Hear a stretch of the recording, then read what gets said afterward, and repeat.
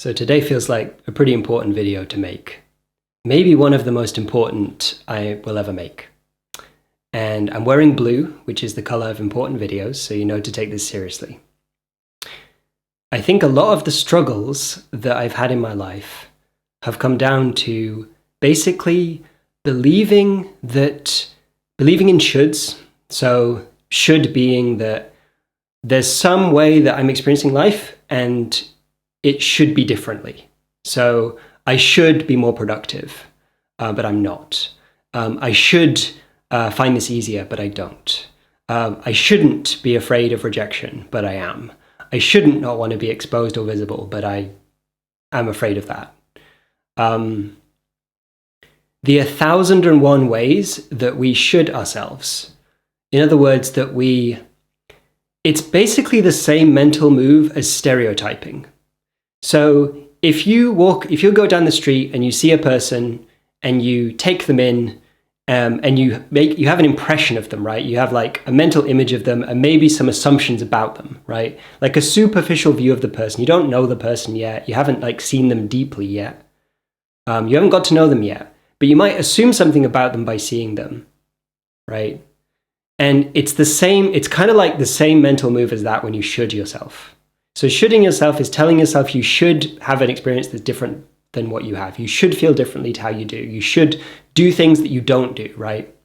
So I'm here to tell you that all of those shoulds, everything that you think you should feel, do, experience is incorrect. And it's incorrect because you don't feel, experience that way. The way you should feel and experience and be in the world is exactly the way you are. Because that's what it is. You already have the experience that you have. Your experience is exactly what it is now. It is not some other experience. And so if you think you should have a different experience, you're going to fight the reality of what you're actually experiencing. And the way that we typically do this, in my experience, is we have a bunch of complexity in ourselves, like a bunch of moving parts about what we care about, what we want, impulses for ways we want to move in life. We have all of this stuff. And then what we do is we reduce that complexity, just like we would stereotype a person we don't know. We reduce or we disagree with. We stereotype that complexity, condense it down into this caricature, and then judge ourselves against that caricature. And this caricature for us might be an ideal of ourselves. We want to be this person that we're not. We want to have all this success. We want to have this certain kind of life, this certain relationship, right? And we hold this ideal and then we compare ourselves to it and we start judging ourselves against it. Anytime you do that, you're not accepting your actual self. Like the reality, like what is actually real. Like what is real is right now what you are experiencing and what you're actually wanting. That is real. That isn't up for debate. You can't should yourself into wanting something that you don't want. You can't compel yourself or coerce yourself into that. It's not possible to do that. Believe me, I've tried. I've tried really hard to try to get myself to be some other way, to try to fix myself. It doesn't work. Because you're complex. You have many different things you want. You have many different parts of you, and you have fucking trauma. You have parts of yourself you need to protect that are more sensitive. And following some crappy boilerplate advice for self-help isn't going to work for you because it doesn't respect the complexity of you. It doesn't respect the authenticity of you, who you actually are. And so it's not going to work. The only thing that works is by learning to pay attention and be present with what you actually want. What you want as a whole organism, as a whole, not what part of you wants at the expense of the whole, and not what some belief you have is about how you should be. None of that. What you really want is to listen to your whole self and all of the parts of you and try to make aligned moves. Learn the capacities that you need to be able to listen to yourself and then move in the direction of what you actually want in this moment, even if conventional advice tells you it's a waste of time. Even if conventional advice tells you you should be doing some other thing that's more productive. Case in point, You might have the urge, like you may weigh up all the parts of you. You may really want to watch some YouTube, or you may really want to read some blog that you can't see maybe has real utility. Maybe it's not really productive. It doesn't have that, it doesn't fit into your model of what is useful for you, what is productive for you. And yet you kind of want it anyway. And then you find you go along with it, and you don't judge yourself for doing that. You don't make yourself wrong for doing that, but you go along with it and you absorb what you're reading. And suddenly you have all these insights. Your subconscious just percolates all these insights up. And then you realize, oh, what I actually want is not to be reading this blog now. I want to jump to this other thing. Maybe read some other blog or do some other activity. And then you have an insight there, and you jump back in this very non-linear, connected, creative way. You'll find yourself back to what you actually want, and you'll find that you're just more productive. See, if you allow yourself to do things you think are not productive without judging yourself that you're not productive, actually, those things would have made you more productive. Like, because if you want to be productive, like as a whole, then your whole being knows how to do that. You can trust yourself if you're really listening and following your input. Now, you might get this wrong too. You might have this impulse to do something that you think is not productive, but then you realize, I actually don't want to do that.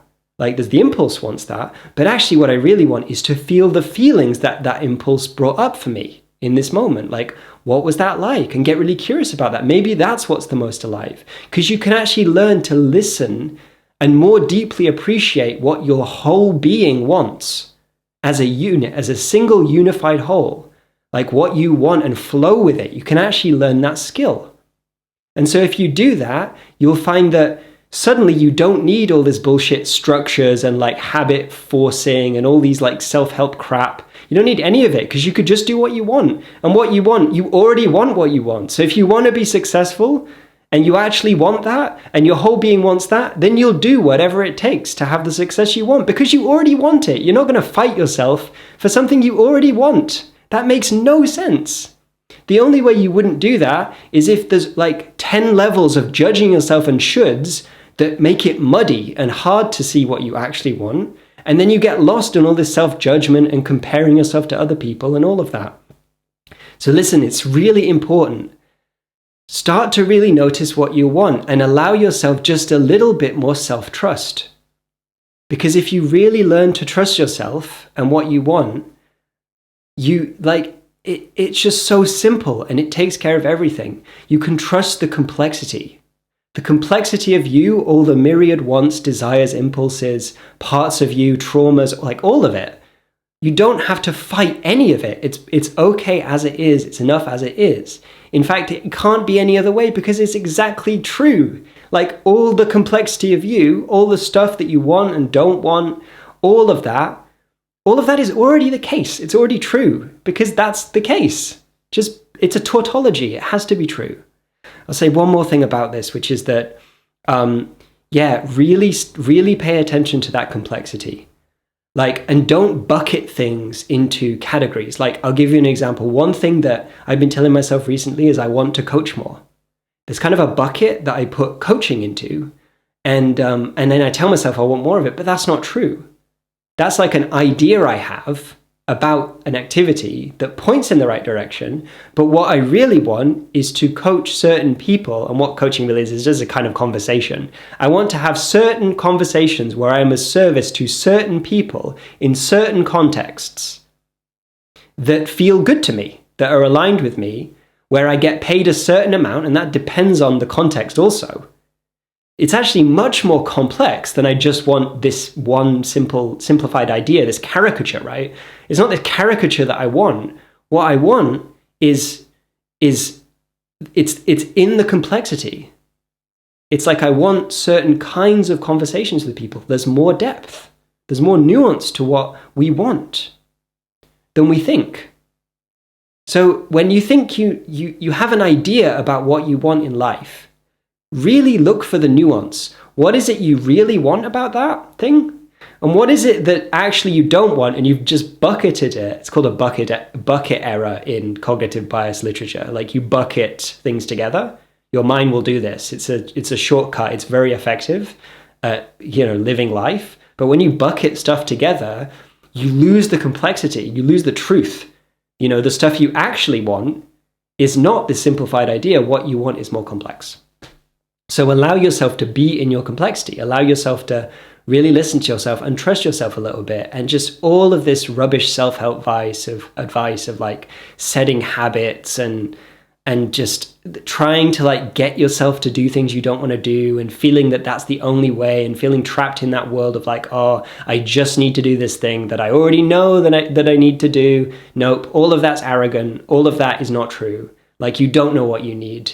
If you certainly don't need the thing you think you need and are stuck with. That's why you're stuck. The reason you get stuck, and I'm not saying you're arrogant, I'm saying that this whole self-help view of like, I already know what I need, I just don't do it. That's not true. That can't be true. Because if you already knew what you wanted, you would be doing it. The reason that you don't do it is because not all of you wants it, or it's more nuanced. And you can actually allow yourself to explore the nuance. And once you do, you'll be freed up to have the thing you actually want, and not some idea about what you want. Okay, that's it for now. This feels really important. I'm sharing this with real urgency today. So I hope this was useful to you, and I hope to see you on the next one. Take care.